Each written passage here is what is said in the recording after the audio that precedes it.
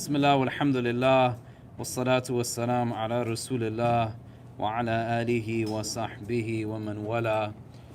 So people want to pull up the text. We're looking at a book. It's called the Book of Assistance. You can just Google the Book of Assistance PDF. This is a text on spirituality. It presents spirituality in this very easily digestible chapters, really short. We've been looking at this for a while now, and we're on chapter 11 that's on doctrine. And so we're going to go into it in a bit, but where and how we can understand the text on a whole. Essentially what Imam Al-Haddad is doing is giving us a roadmap towards spiritual increase. In Islam as a religion, there's not a separation between ritual, theology, spirituality, ethics, but these things all synergize and overlap with one another to fall within the broader framework of the religion on a whole and have to be understood in relation to one another.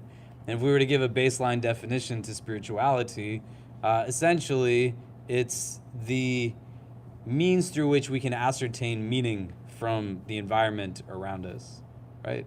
And it's a mechanism that enables us to inherently see things, but see them with a depth of perspective, to not see things in a simplistic or reductive way. If you can turn to the person next to you, if you don't know their name, just exchange some names and a little bit of how your day went. But what do you think is fundamentally the difference between like faith and creed, right? Iman and Aqidah. They're two different words. They have to have different definitions. And you don't want to speak only if you know what the right thing is to say, so to speak, or avoid talking because you're worried about saying the wrong thing. We want to be able to start to build relationships with these sciences by understanding kind of terminology without ambiguity, knowing what it means so that we can deepen in our engagement of it. And faith, essentially, theology becomes the base of any religion. You know, it's what's going to make religions different from one another. So when somebody sits with me and says, well, you know, there's all these ethics and values in other religions. Yeah, like no religion owns love or compassion or mercy. If they make that claim, they're lying to you. But where religions become distinct is in their belief structure. Even monotheistic traditions, they have an essential difference in understanding of who God is, right? And so starting from like the ground up, being able to recognize. So if you turn to the person next to you, like what's the difference? You know, why are these two things termed differently? Iman and Aqidah, right? Faith and doctrine. And we can talk a little bit about it and then come back and discuss. That would be great. Yeah, go ahead. Okay, so what are some of the things we're talking about? What is the difference in these two terms? Iman, faith, Aqidah, creed, doctrine. What do you think?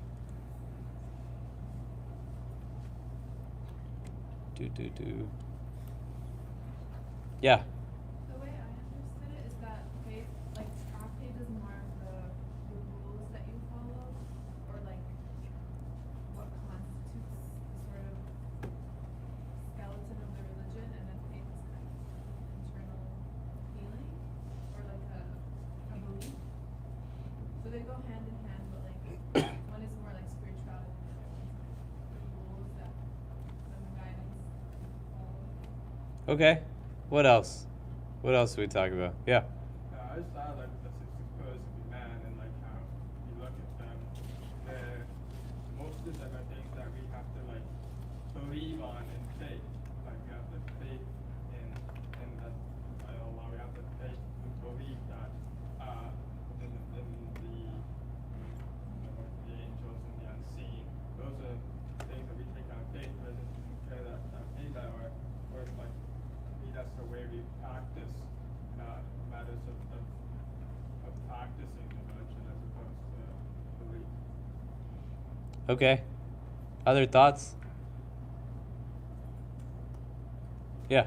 You talk about sometimes like you have one more than the other, or you do one more than the other sometimes. Sometimes like you have a faith but you're not doing the practices, and sometimes you're practicing listen, but like you're not over there talking about that.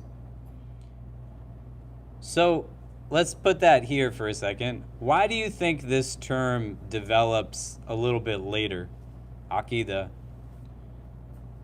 Because Iman is there right in the beginning, right? The angel Jibreel comes to the Prophet ﷺ and asks in the foundational hadith these questions. What is Islam? What is Iman? What is Ihsan? Tell me of the hour, right? Akhbirni an al-Iman, right? Tell me what is this thing of Iman? And this is a response that comes, أن تؤمنوا بالله وملائكته وكتبه ورسله واليوم الآخر والقدر خير وشر, that you believe in God and His angels and His messengers and His books and the last day and divine decree, the good and the bad of it. Why does this term around creed come later, and is not something that's like common in terms of just the day-to-day lexicon of that first generation of individuals? What do you think? Yeah. So I think it's because like the early Sahaba were so used to the lawlessness of Mecca at that time. So it would be a lot to take in to, okay, so I'm gonna give up alcohol, so I'm gonna give up the culture that they've been used to their whole lives. And to completely move away from that, it takes a lot of conviction, it takes a lot of time to build that iman. And that iman needs to be strengthened in order for them to shift their mentality, to shift their habits, and to actually break away from it. Okay. What else? What else comes to mind? Yeah. I think like within human nature, it's easier sometimes to just like kind of approach it from a spiritual perspective, or approach it with like it seems to me like kind of just like a gentler approach to try to just bring in like the ideas and the thought process behind it first before being like these are the hard rules that you have to follow, because that can kind of deter people sometimes from just But think about it in the prism of historical context, right? Not in the prism of an individual kind of constituent or congregant or practitioner. But as you have now the development of a community on a whole, and as time passes, there interjects itself now this terminology that wasn't utilized in the initial phase of revelation and in that time with the companions. Like, why might that be? What's going on there? Yeah. Does it have to do with the fact that like they were still accumulating information because didn't it take many years? So that's in the first period of revelation, right? And this term comes up after that. So the Prophet ﷺ has passed away. You know, the companions, they weren't like talking about Aqidah. Why is it coming after? Yeah. When they had the Prophet ﷺ among them, it was always it was clear, understood what Aqidah was. It didn't need to be sort of defined, but once Islam started to spread, and I think the companions of whom encountered other people and people converted, I think some people who converted might not have had a firm understanding of Aqidah, or they might have brought in understandings from their previous faiths, and things might have gotten blurred once Islam started to spread. Yeah, great, right? There's questions that come up that weren't there before. You know, so somebody goes to the Byzantines. The Byzantines have their own way of life. Somebody goes to the Persians. Somebody goes to the Romans. Somebody goes to Abyssinia, Ethiopia, right? Modern day Ethiopia.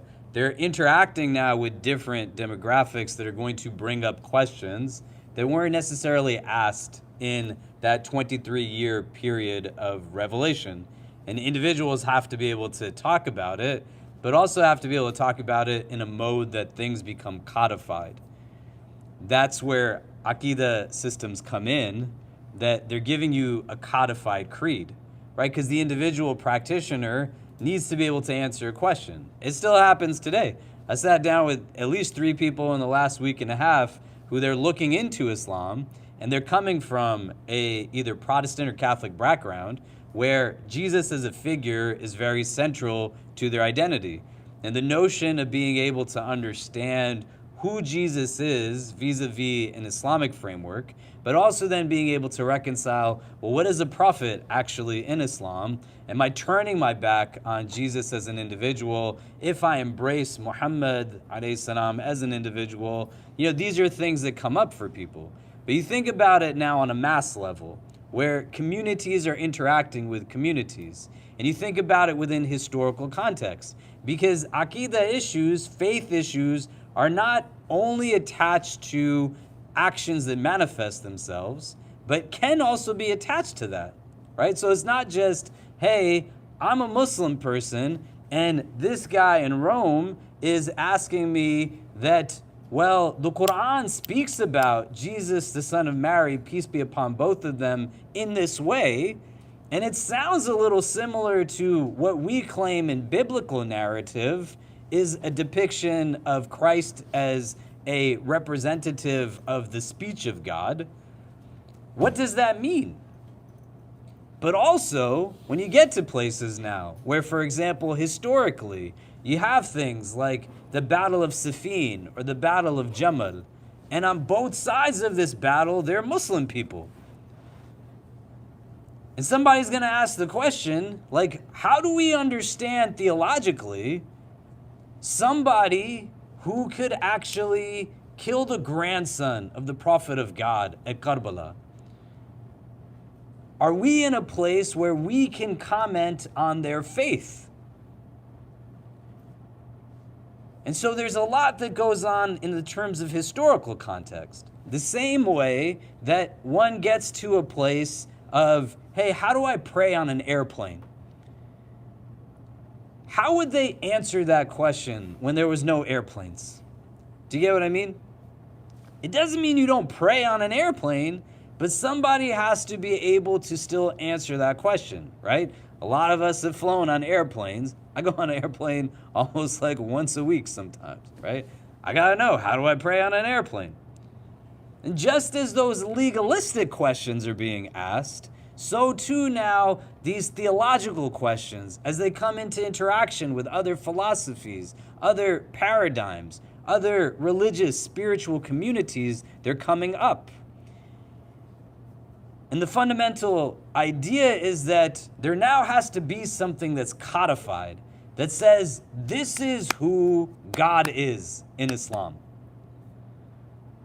This is what we mean when we say God. Does that make sense? Like if somebody asked you, what is the definition of God in Islam? What would you say? It's not a trick question. Yeah. I was just gonna say like the creator of everything. That's the definition that's also in other religions. Do you see? Let's do this for a second, just as an exercise. Don't feel uncomfortable. You're just talking to people around you, right? If my 7-year-old came up to you and asked you, like, what is a laptop? And you gave him a definition. What is a cell phone? And you gave him a definition. And he said, what is God? What is the definition you would give to that term? Not like anything other than think in your head as an exercise. You opened up a dictionary that was Islamic terms, and you're now defining like the concept of a God in Islam. Does the question make sense? Right? Which is very different from just like speaking solely about the essential attributes of God. But if someone said like the definition of God in Islam, right? Or kind of as close to as you could, how would you answer that on a defining level? Do you see what I mean? Because that's what some of these people are wrestling with, right? And it's not that it's always antagonistic, but they're coming into interactions with people that say, this is who God is to me, like who is God to you? What is a God to you, right? It's where people come. And you have chapters of the Quran that are rooted in revelation, that these are things that even are happening during the time of the Prophet ﷺ, right? Our gods are made of this substance. Our gods have these children. The Prophet is answering these questions theologically, directly. The Quran is sending revelation. But if we had a baseline definition of what this word is, what would that definition be? You can just talk to the person next to you, and then we'll come back and discuss. Just 2 minutes, and then we'll come back and discuss. Okay? So, what are some of the things we're coming up with? So, if someone was to ask you, like, what's the definition, what would you say? And I want you to think about this, because at like this juncture for some of us, not all of us, you have to get to a place too where the answers can't be always like these deep explanations, do you know? If it's a theology that's meant to be for all people, or for yourself also, because a lot of you in this room, you've never thought about who God is to you before. And even in the first part of what we were talking about, most of what the conversation around Iman and Aqidah was attached to actions, like practice, ritual. And that's what we're given for the most part, like do's and don'ts, and right and wrong, and kind of mechanics, which is a part of it, but it's not it in its entirety. You can't have religion if you don't have belief in something, right? If there's not a belief in God, there's not like a religion there. You can come and hang out. There's people come to Jummah all the time who are not Muslim. And they're like, I like this sermon thing that you got going on. And Fried Chicken Friday is really great. And it's nice when you guys go up and down in your prayer. It's like I'm stretching out. Like, yeah, man, come down. It's not a problem, right? But the mechanics is not what brings one to religion, right? And at some point, religion has to be about God. Do you see what I mean? So if we were to start to narrow it, yeah, like what is Surah Ikhlas giving us as a definition? Yeah. Okay, so I had a metaphor. It's so God is to humans sort of as physics are to a goldfish. Okay. And what that means is a goldfish is incapable of describing what physics are. But yet it is constantly, like everything that it does, it is surrounded by and controlled by, its entire reality is shaped by the laws of physics, right? And so in the same sense, we too are, God is everything that creates our reality and our existence, but we don't have the capacity to explain what that is, or like to define it really, which is kind of a loophole to your question really, but it's, It goes back to the idea of faith, right? Like faith is the thing that bridges between what we cannot really comprehend or express, but we can trust is there. Okay. Yeah. Go ahead.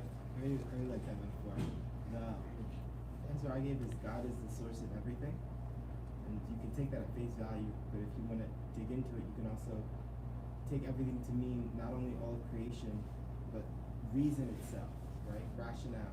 Every thought, every line of consideration taken to its end ends in God, who has no ending, because God itself is the source, right? And it's also that shows how God is integral to existence, right? Because if we not only take things to be created and they persist, but our breath comes from God. So if God desists, we desist. So God is the source of everything. Okay. Any other thoughts? Yeah. Going to the example of like telling what a laptop is to a child, it's like you can go to too many details, like it has a lot of programming, there's a lot of like graphics and all that stuff. Yep. You would just say, okay, a laptop has a screen, it has a keyboard, it displays videos, it displays stuff like that. So we talk about God, like, okay, He's the creator, He created me, you, our fathers, like in simple terms, let's say. And with time, you get like more details. Okay. Yeah. Yeah, go ahead. It's a definition for me. I would say God is the creator of all that ever was, all that ever is, and all that ever will be. It's the simplest I can get. Okay. Luna, you're going to say something? Yeah, I was gonna say because we were trying to think of the different definitions, what sets apart the Islamic definition of God, and a lot of these things I think I would guess would apply to other religions' definitions of God, and I think one thing that hasn't been mentioned that much yet is the oneness of God, which we were talking about how it's oneness not just quantitatively in the sense that, and I don't understand the Trinity that well, but my understanding is that there's like at least 3 entities that have some type of like an essence of God, so that's like quantitatively different. But also in terms of like the quality of God, that there is only one of God's kind, and that goes back to Brother Khaled's idea that God has to be unlike anything else in creation or that we can conceive of. And to me, so the oneness of God to me has to contain both the quantitative part, but also the qualitative part, that there's only one with the qualities of God, and therefore you can't compare God to anything else. Great. You had your hand raised. That's what I was going to mention. But No, it wasn't. Was it really? Yeah. No, but I will add on and say, like, within Islam, I think it's really great how we have all these names for God, so we can like identify Him and attribute different things to Him. Yeah. So what we're doing right here, for example, it gives an indication as to why there's a necessity for a codified system, right? Because we couldn't go into existing in historical context and have 20 different answers to a question. Do you know?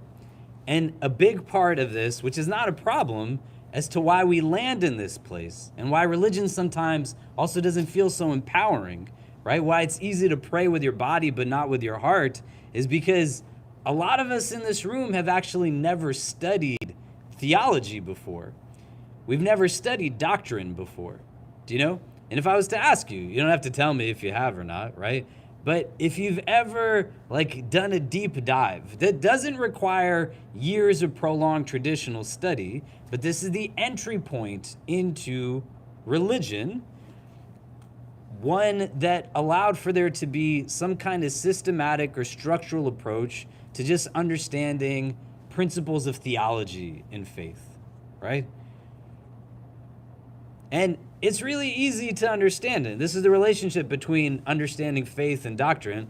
We're at New York University. I could take you to our Islamic Studies department. There's like these old white professors who make Muslims doubt everything in their faith because they know Islamic doctrine better than most Muslims do.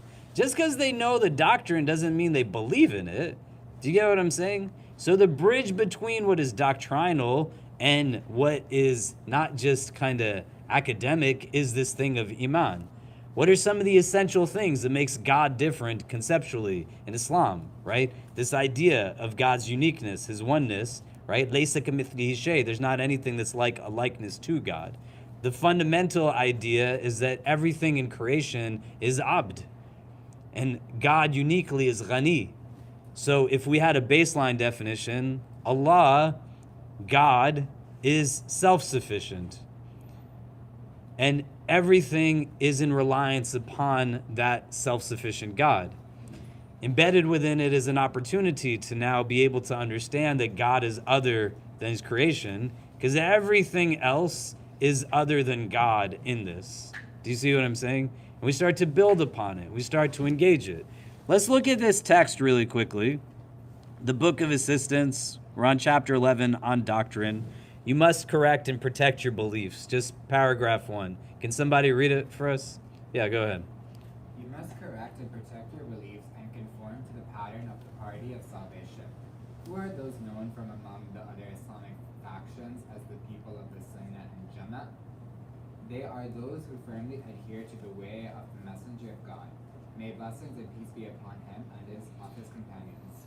So what's going on here in historical context, because books are also written not in a vacuum, but in response to things that are happening in front of them. And then when you have a connection through spiritual text or religious text that is rooted in a tradition, generationally you're also passing on this kind of concept of what you studied from a text that was written in response to a certain context. There's a lot of books on theology that are written now topically in reference to historical context of audiences that are in front of them in the immediate.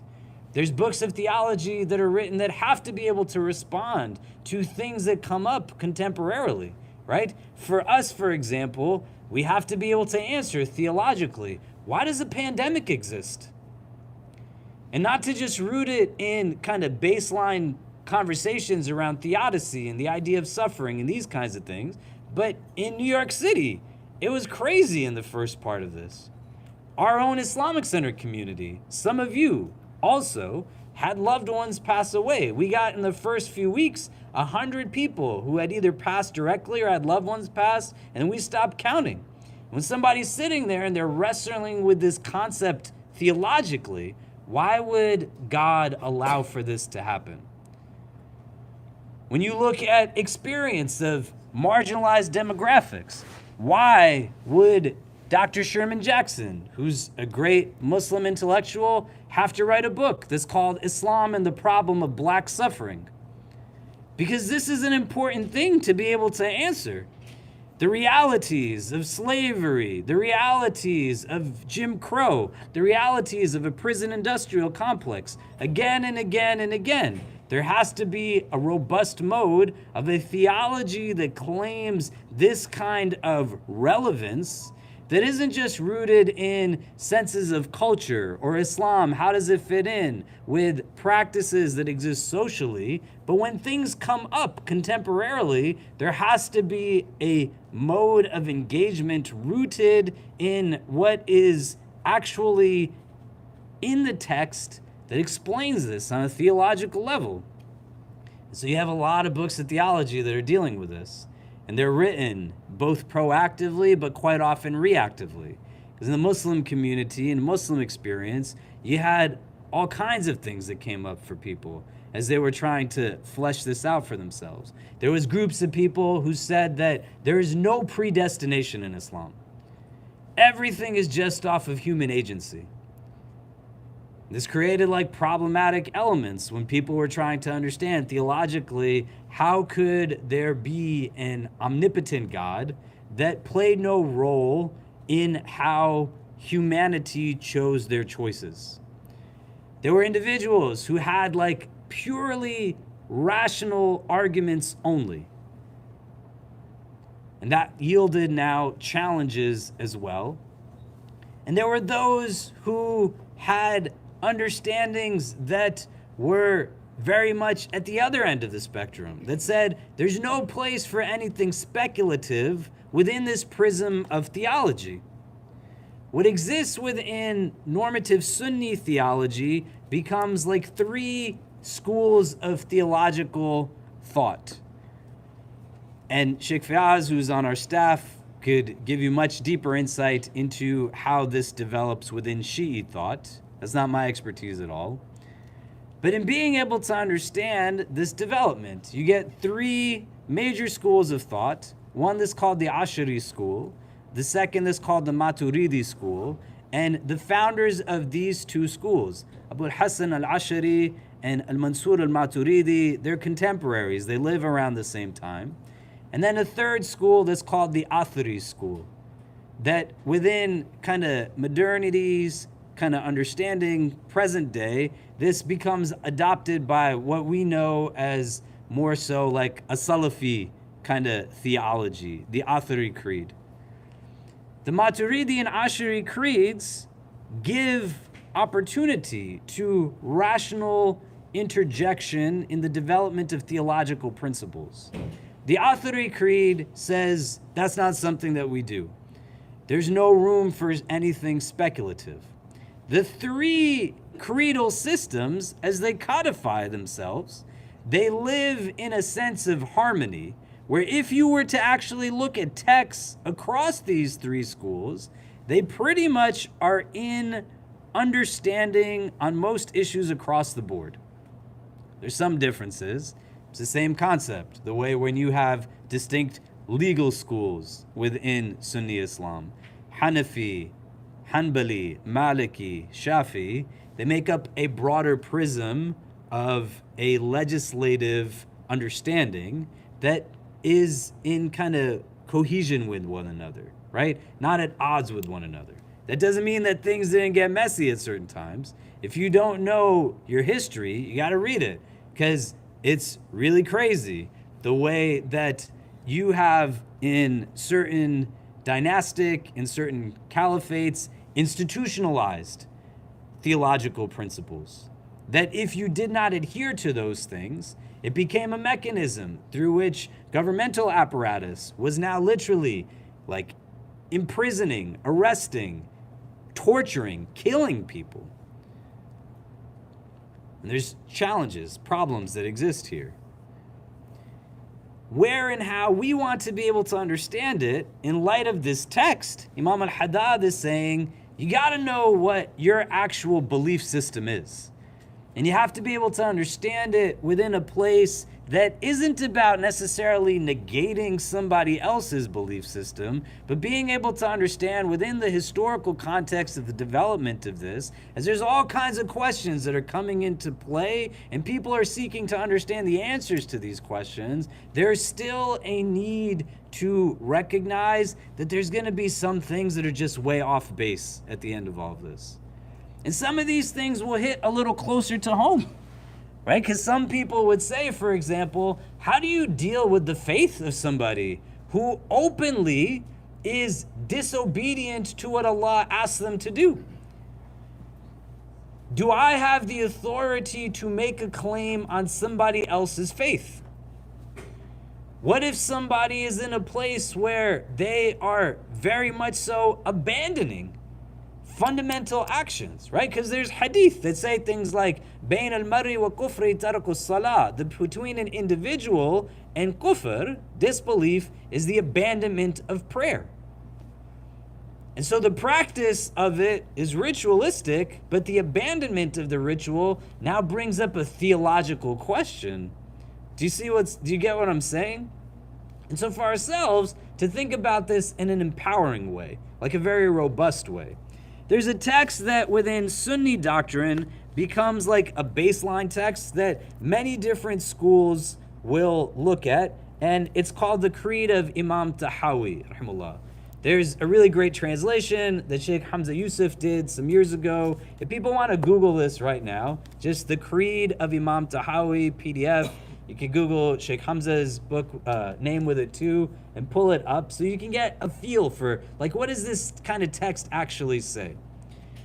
And Imam Tahawi, he distills about 150 points that are rooted in this codified creed, right? If people want to pull it up so we can take a look at it. What he bases these points off of are going to be derived from the Quran as well as from the Hadith. And people aren't familiar with how Hadith functions, right? There are Hadith that have like numerous chains of transmission. They're called mutawatir Hadith. They exist in like such an abundance of chains of transmission that so-and-so said so-and-so, said so-and-so, said so-and-so, said that the Prophet said this. And then another group of people lands on the same thing, and another, and another, and another, that it's like the most kind of solid form of transmission. That's also where they pull from hadith kind of transmissions in terms of these theological points. Does that make sense? So people want to look it up, and we can take a look at it really quick. And if you get to the first few pages, he goes through an introduction. He gives a biography on who Imam Tahawi is, and then he highlights the authorization that he has to be able to translate the text and transmit the text, Sheikh Hamza Yusuf. And then he gets into the actual text itself, right? And on one page he's got the Arabic, and on the other part he's got the English translation. Do you know? And so if we're looking at it, he goes through it. Do people have it pulled up? Yeah, right? So he says, praise belongs to God alone, the Lord of the worlds, the most learned scholar, the proof of Islam, Abu Ja'far al-Waraq al-Tahawi from Egypt. May God shower him with mercy, states that the following in an exposition of the creed of the people of the prophetic way and the majority of scholars, Ahl Sunnah wa Jama'ah, in accordance with the understanding of Muslim jurists such as Imam Abu Hanifa and Nu'man bin Thabit al-Kufi, Abu Yusuf Yaqub bin Ibrahim al-Ansari, and Abu Abdullah Muhammad bin al-Hasan al-Shaybani. And these are, senior kind of students of Abu Hanifa and Abu Hanifa himself. It includes their beliefs about the theological foundations of the religion upon which they base their worship of the Lord of the worlds. We assert about the unity of God, as did Imam Abu Hanifa and the two aforementioned Imams, Abu Yusuf and Muhammad bin al-Hasan. May God have mercy on them, believing with providence that, and then he starts to go through these points. So, 1, God is one without partner. Inna Allaha wahidun la sharika lah. Right? You've probably heard this recited in Arabic in different places. You go to Eid, you go for Hajj or Umrah, right? It's something that's said again and again and again. But now it's starting to create kind of a codified set of points. This is who God is in Islam. When one of your friends comes to ask you, like, who is God in Islam? This is the type of book you would present to them. It gives an overarching set of principles that says this is taken from Quran and Hadith, and it's a codified set, doctrine, creed of Islam. Does this make sense so far? Can somebody continue to read? Yeah, go ahead. Number 2, nothing is like him. Number 3, nothing debilitates him. Number 4, no deity exists save him. Number 5, he is pre-existent, without origin, eternal, without end. Number 6, he neither perishes nor ceases to exist. Okay, let's take a stop here, right? Why are these important things to understand? And not just rotely memorize or regurgitate, because that's what a lot of people do, right? We brought up Surah Ikhlas, and if we have time, we might take a deep dive into it today, because there's a lot of people who say, if you know this short chapter, like you actually know its meaning, it's going to be a good chunk of the foundation of your creed, right? Because it goes into it in a way that gives a deep understanding of who the divine is. But the idea is not to just be able to memorize it and spit it out. If you can understand Arabic and speak Arabic, or even not, you can memorize this whole text. It's not hard to. That's the way Arabic flows as a language, But the whole idea is to utilize it also as a mechanism to build a deeper connection to the divine. Because you can believe, the way a bunch of you said, Allah is the creator of everything. Everything comes from Allah. That doesn't mean that still has an understanding that God is different from everything else. Do you get what I'm saying? There's other religions that claim that God is a creator in his divinity, but there's still a different manifestation of divine entities within those faith traditions. And you start to really think about it as it exists now within the synergies across ethics, values, principles. How does this relate to a concept like tawakkul, for example? A reliance on God, a trust in God. Not so I can just memorize and spit something out. My kids aren't here. If they were, I'd bring them down. They're memorizing Quran. And I've said this to some of you before. My son Kareem memorized Surah Ikhlas when he was 3 years old. And he was walking down Fifth Avenue with me in his stroller. He's on the subway. He's a little kid, the same way. They're singing Baby Shark, again and again and again. He's also just got in his head. This is when you memorize Quran and it sticks with you. It's just going to come out, right? And he's doing this again and again and again. Qul huwa Allahu ahad, everywhere. Belting it out on the trains, right? People are staring at him. He's 3. He doesn't care, right? There's times he's literally sitting in our apartment, in the bathroom, in the tub, sometimes on the toilet, and he's spitting out Surah Ikhlas. I'm like, hey man, you cannot be doing that where you're at right now, right? But he's 3 years old. If I asked him to tell me what does it mean, he doesn't know. Around the same time, we were reading like these bedtime stories, and he had a book that was given to him that were bedtime stories about the Prophet Muhammad sallallahu alaihi wasallam. And I'm saying to him, Kareem, when you hear the Prophet's name being said, you say sallallahu alaihi wasallam, and he did it. And after a couple of days, we got to a place where there's a picture of the Prophet's camel in one of the chapters. And then he turns to me and he says, Baba, is this Rasulullah? And I said, no, it's a camel, right? But he's 3 years old.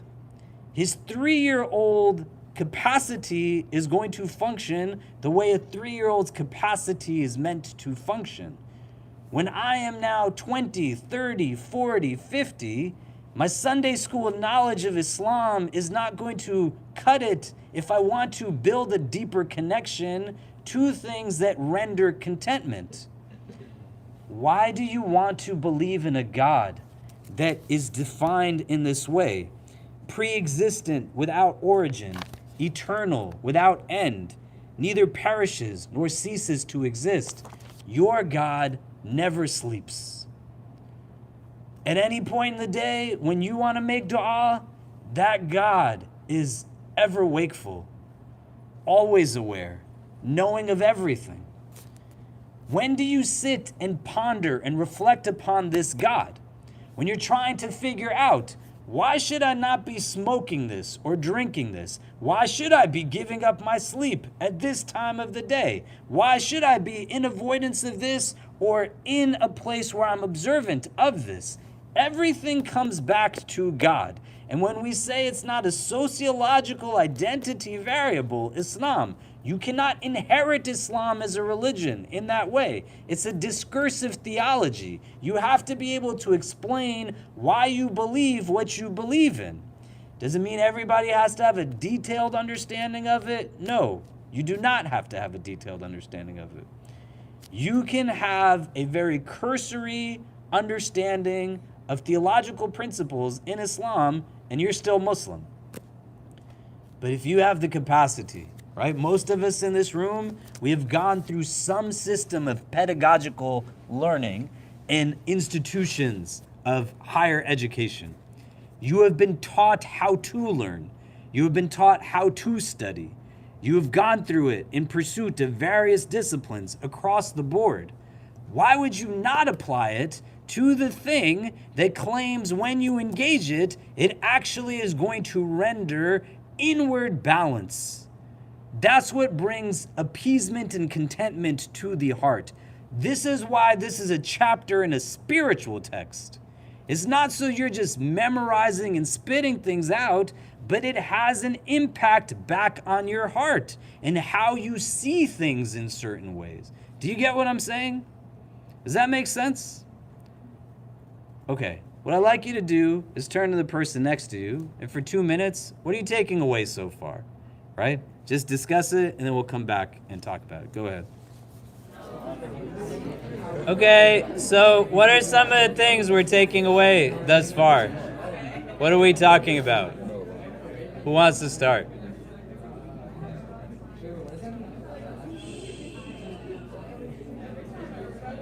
Let's come back.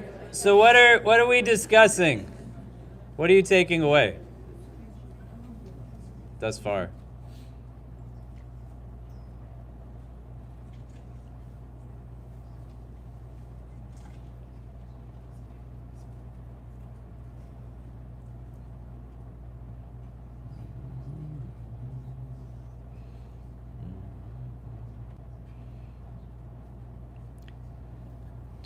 Two. Nobody's taking away anything? I'm glad we all collectively wasted the last hour of our lives. Amazing. What did you discuss? I heard a lot of people talking. Yeah, go ahead. Keep it concrete. Some of my takeaways, I have to get that book, and I have to finally buy the Imam Al-Haddad book. There are other takeaways, but those are the ones I definitely want to walk away with. Yeah, when we say like look up the PDF, if you have the money to buy the book, please buy the book. I'm not condoning just pulling things off the internet. This book is pretty easily accessible. And there's another text, it's called Al-Fiqh Al-Akbar, like the greater fiqh, which is a text on theology, right? That is also translated in numerous languages. But you want to start to kind of build a relationship with some of those texts, and take classes. And there's a bunch you could do online. I'm happy to make referrals. We'll probably get to it at some point in the coming year, because we're doing on Wednesdays like a Foundations of Islam class. And within that, right now, we're just talking about like the fiqh of prayer, but we'll move into conversations on fundamental theology as well, and go through like texts like this as a way just where we can deepen and learn together and kind of reflect on these things. Do you know? What else? What else do we discuss?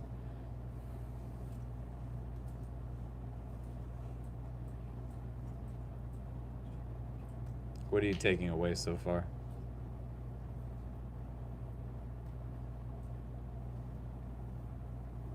I can share something less superficial. This reminder that you offered about us maturing our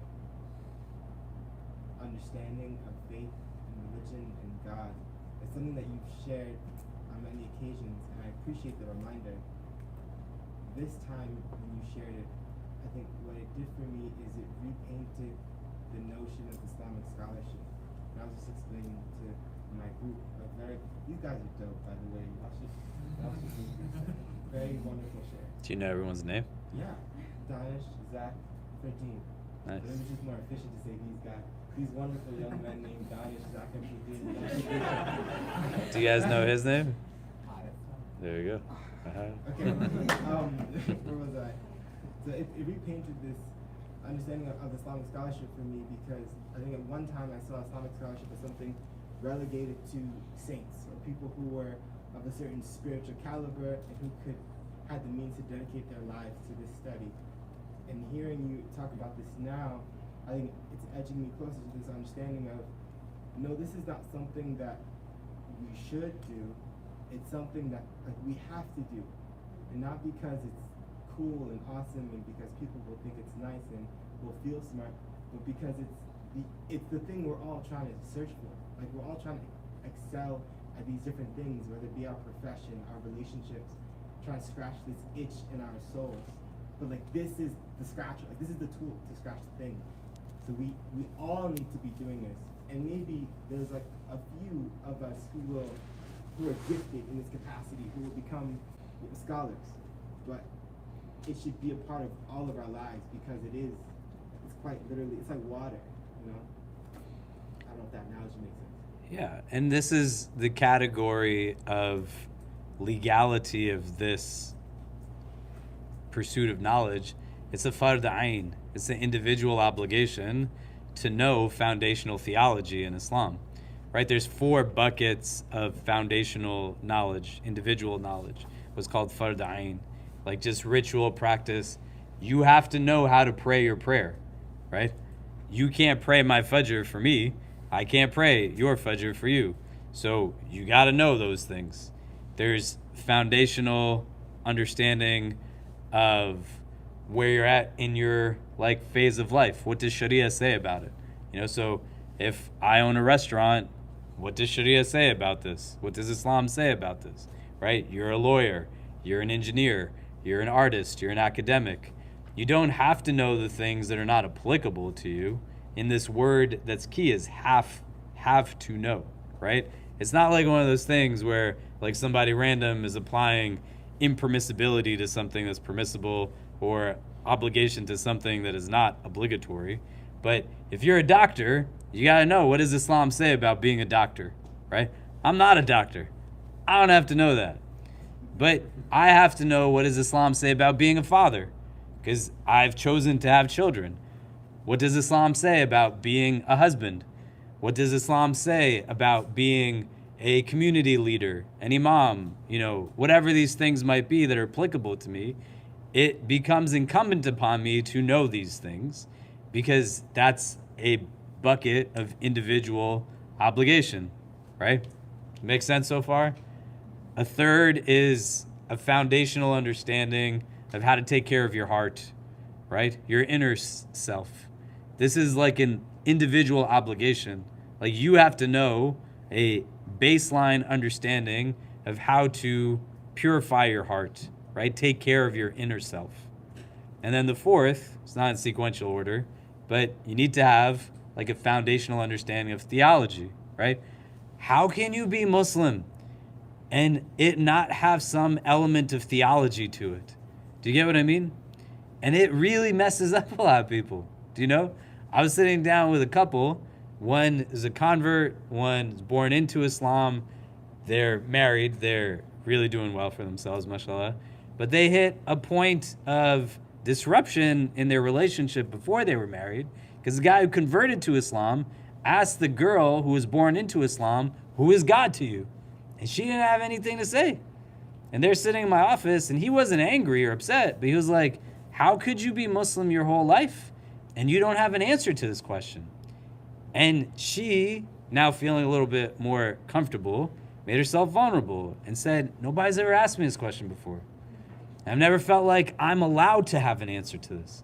Everybody's always the one telling me like what to think and what to believe and this and that. It can't work that way. Because that's where it becomes a little bit harder then to live a God-centric worldview, because you cannot believe something because somebody else believes it. Belief comes from within, right? You can dress how somebody else dresses. We could all next week wear the same outfit, right? Do you know what I mean? We could do it. Doesn't mean that we all believe the same thing. We're going to all eat pizza in a little bit, right? Does that mean just because we're eating the same food that we have the same convictions? No. Just because you dress the way your parents tell you to dress, just because you marry who your parents tell you to marry, just because you fasted the way that they told you to fast or pray the way they told you, or your friend does this or this person does this, right? That doesn't mean you believe what they believe. How can you do that? Belief is inside of you. It's not something you hold in your hand. And then when you have belief, to be able to refine it, to be able to understand it at a level that is now in this prism of some aspect of it is actually an obligation. Which means that in our tradition and understanding, when you stand in front of Allah, of the things that He can ask you, just like you're going to have to explain why you did not choose to pray Fajr. You can decide not to pray Fajr, but you're going to have to explain why you did not pray Fajr. The same way, you're going to have to explain why did you not learn basic theology in Islam? What was it that was keeping you from doing that? Do you get what I mean? Does that make sense? What are other things we're taking away so far? Yeah. Something that we discussed, just like reflecting on who God is and like qualities, is that sometimes we limit God to our own brain. If that makes sense, and like our limited capacity. Like I was just saying, like sometimes it's like for me, it's easy to believe that God is real, and it's easy for me to believe Him and to like follow the religion. But sometimes when I think about the idea of like God is expansive, like before humanity. That part is just so hard to like actually conceptualize, and I think that's part of like understanding God is that you can't really fit Him into like what you the capacity in which you understand. And I think that should actually have the opposite effect of strengthening one's faith in God's like vastness and the vastness of His mercy and capabilities. Yeah. Right? And it all stems from trying to get it to a place where some of it might be through reflection, but some of it's going to have to come from actual structured study. You sit down, you sign up for a class, you kind of read what's there. One of the things I could tell you as kind of a preface to figuring it out, you probably don't want to learn about this from somebody who from day one tells you to be suspicious of everybody else, or whose primary goal is to be able to tell you why everybody else is terrible. Does that make sense? It becomes deeply problematic, right? within the broader framework of who's Muslim, everybody affirms, like an entry point to doctrine in our tradition is the Shahada that you make. It's affirming theological points, not ritualistic points. It's affirming theological points. And those foundational theologies are what then render one to be in a state of Islam. A very pure monotheism, a finality of prophethood in the Prophet Muhammad, an understanding of afterlife. There's other things that as you can nuance this and you read it. There's primary beliefs, there's secondary beliefs. There's certain things that have debates on them. There's things that have been debated for a very long period of time. But there's people who also take what is meant to be the most unifying concept in Islam that only exists in ultimate oneness, which is a belief in God, Tawheed, and have weaponized it as a mechanism to be able to like split people apart, right? You don't want to get into that place. There's a lot of things that have been engaged in conversation and debate for like years, decades, centuries, and certain things that might not be able to be reconciled at the end of the day, and certain things that might not be super intrinsic to your level of conviction. But there's a difference between saying that I've never touched it at all versus that I become very myopic through my engagement of it, right? The two extremes are not kind of where we want to be. We want to be kind of in a place that's at the middle and recognize the end result is so that I'm able to find a lot more depth through the practice of this religion, through the practice of this faith. Other things that we're taking away, anything that comes up? Yeah. Something that comes up to me is this thing that you often bring up, that when you're praying, you need to understand who it is that you're praying to, and without taking the time to understand that, then what's the difference between praying to the Islamic understanding of God versus praying to, like God, the understanding of God like as a father, or the understanding of God as one of many other gods. Like, to me, it's also about understanding who we're praying to allows you to strengthen and nurture your relationship with God. And to me, a lot of Islam is relational in that sense, and it's hard to develop a relationship unless you know like who it is that you're developing that relationship with. And like, inshallah, in developing that relationship, you have that affirmative framework that you're talking about, where it's not just like you're praying because you're fearing this angry man in the sky who's like yelling at you, but you are feeling in your body that union of like love and affirmation. And to me, it's hard to have that bond or like unity without really taking the time to think who it is that I'm trying to bond with, that I'm trying to nurture this relationship with. Is it just like something that I'm doing in a vacuum, or do I have a more nuanced understanding of what it is that I'm walking toward? Yeah, and these things become important in both like the broader frame of things, but also in the day-to-day types of things. It allows for me to bring meaning in a different way to my day, to my week, to my routine.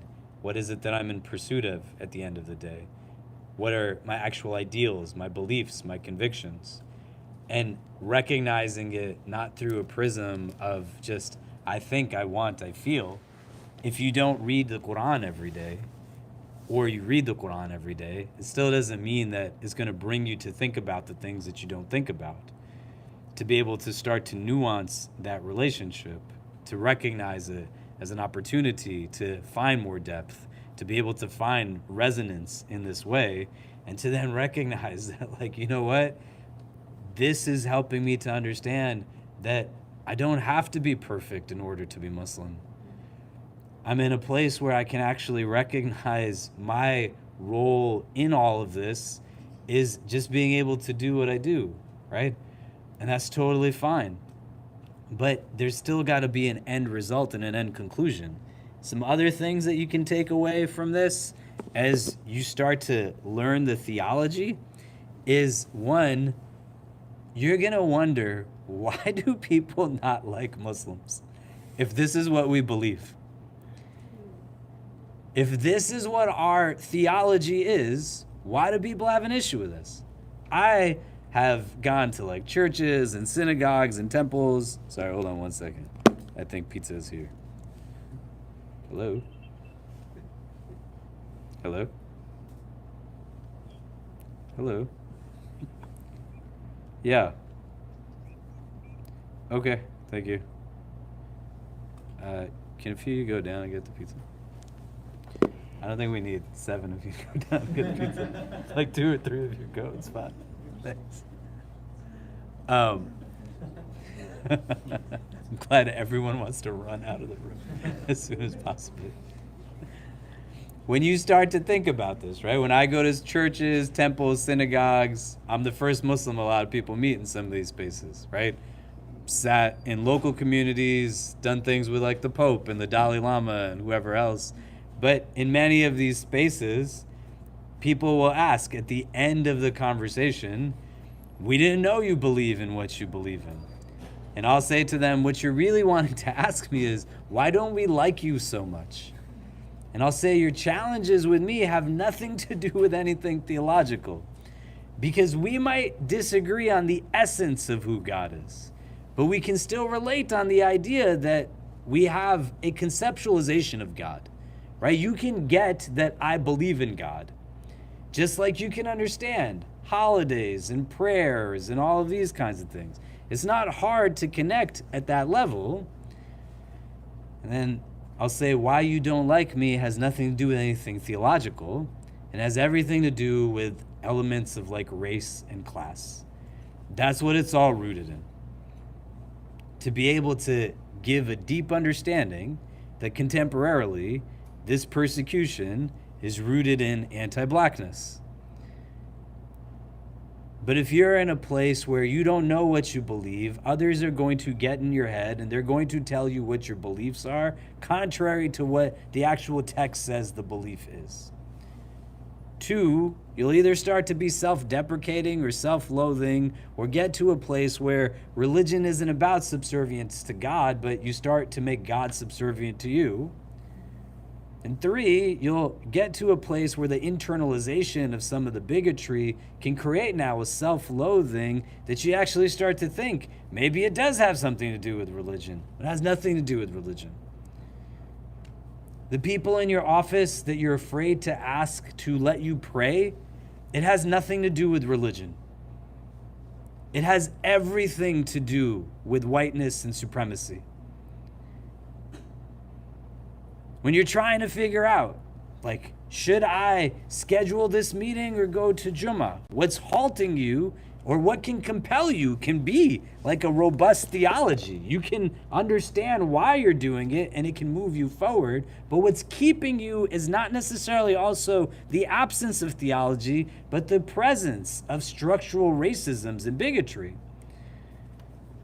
And as you start to deepen in this and say like, hey, I actually have a very beautiful religion. It actually says to me like very amazing things that are not like so hard to understand comprehensively. It's not like what so-and-so or such and such turns it into.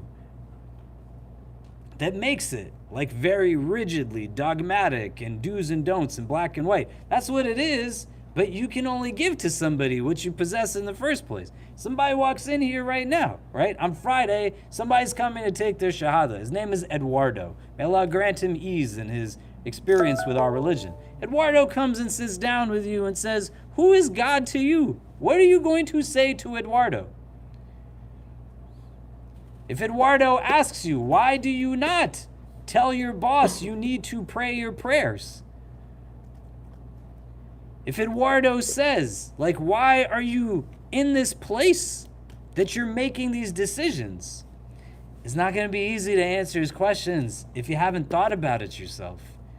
Then you might be able to give to him, like, things that are mechanics and do's and don'ts, but the mechanics don't resonate if there's not a base in the theology. And in the theology, if there's not an understanding of, like, this is who God actually is in Islam. Not what I conjecture, not what grandma told me, but straight from the Quran, straight from the Hadith. This is who we understand. Allah, the prophets, the Prophet Muhammad sallallahu alaihi wasallam, the angels, the books, right? The Day of Judgment. Every page of the Quran speaks about akhirah. Why? Why? Why is it immersing you in this theological belief of an afterlife? What is the point of it? If you never really sat down and have resonance, that's why it's easy to play games with people who are looking to you to be committed partners in a relationship, but you're just thinking about who's the next person I could jump to. That's why it's easy to pass by on the person that you can support and give charity to, and why you might not go to the soup kitchen or to the hospital and to volunteer. It's not because you're choosing only, it's because the theology in and of itself isn't resonating in the way that it's supposed to. How can I believe in Allah and the last day and be racist? How? How would I explain to God why I would do that? How could I believe in Allah and the last day and really understand comprehensively what a day of judgment is about and tell my child you can't marry somebody because they come from a different race or culture? What would that person fundamentally do when they're standing in front of God? How? How would you answer that question? Do you get what I mean? How do I make sense of a job that I engage in that allows for there to be exploitation of people, supply chains that are rooted in continuing to marginalize the most underserved and underprivileged? Does it make sense? The theology becomes the base of it because it's what you have as a set of principles and ideals that govern now how you make sense of this world. This is the paradoxical nature of decision making, that when you don't make a choice, you've essentially chosen. And a lot of us have unconscious beliefs right now that we're putting more reliance on the dunya, the material world, than on the creator of the world. You have more tawakkul in a dollar than you do in God. It's not an easy conversation to have, but sometimes you have to make yourself uncomfortable to be able to then recognize what is it that's compelling, what is it that's motivating me. Theology can give answers. It doesn't mean you can't be sad, because contentment, it's not meant to exist in a vacuum. Contentment coexists with sadness and happiness and grief and anxiety. The Prophet ﷺ is the most content of human beings. He's crying when his son dies. He cries when he gets a necklace that reminds him of his wife Khadija radiallahu ta'ala anha after she passes away. There's so much that's there that gives an indication to his real human feelings. It just helps to make more sense of it at the end of it, because I understand this in the broader framework of something bigger than just this moment. And this is what secularism does. It doesn't just give you a society where no one talks about God, but it gives you, in this prism of secular existence, a belief that says there's nothing that comes after this. So you have to have everything here and only here. You can do whatever you want to here because there's no consequences. So does it hurt when I don't have the child I want to have? Yes, but theology can help to bring healing that gets you to a place of still understanding the world, not by its own merit, but through the one who created the world. When you're in a place where you can try to reconcile and recognize, why might not I have some of the things that I'm asking for, looking for, seeking? And where it hit me the hardest is not where I've sat down just in classes, writing things in a notebook, but when I've gone to places like Myanmar and seen people who are fleeing ethnic cleansing and genocide. When I'm in Turkey, like right after a major earthquake, and there's still earthquakes happening. When I went to the Rohingya camps, people lived with nothing, and in each camp, where there was 500,000 on day one, and now that many more years later, in all of these refugee camps, the most beautiful spaces were their masjids. These people who had nothing, they pooled their money together to be able to pay someone to be a caretaker of the masjid. Why are they doing that? Why, when I'm walking through Turkey, did I not hear anybody say anything other than Alhamdulillah? And if you sat with them, it wasn't because they were forced to. You could feel like the conviction. And in my head, I'm thinking, man, why don't I believe in God like this? What is it that's there? And it's not an absolute understanding, but a part of it comes from, I've actually never really taken the time to engage it at a deeper level. I memorized Surah Ikhlas, but I never reflected on its meaning. I never contemplated on the text. I never spent time with recognizing what do I actually believe in as a conviction. You know?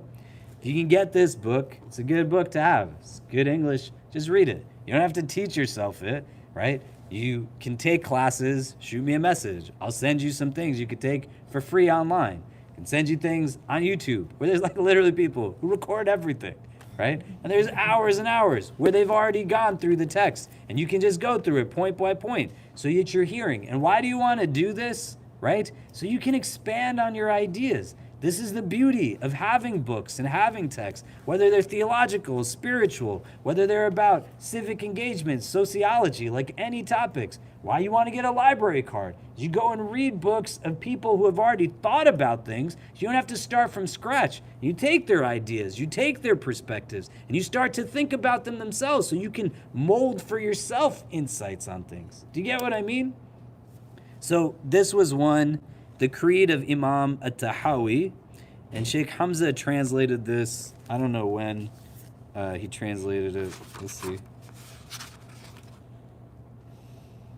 This was in 2007. And there's another book, it's called Al-Fiqh Al-Akbar, right? That you can get as well. It's in English also. There's also a book on theology. But spend some time with it and engage in it, right? The Aqidah becomes the base of all of this, you know? It's something that is an important thing to reflect upon.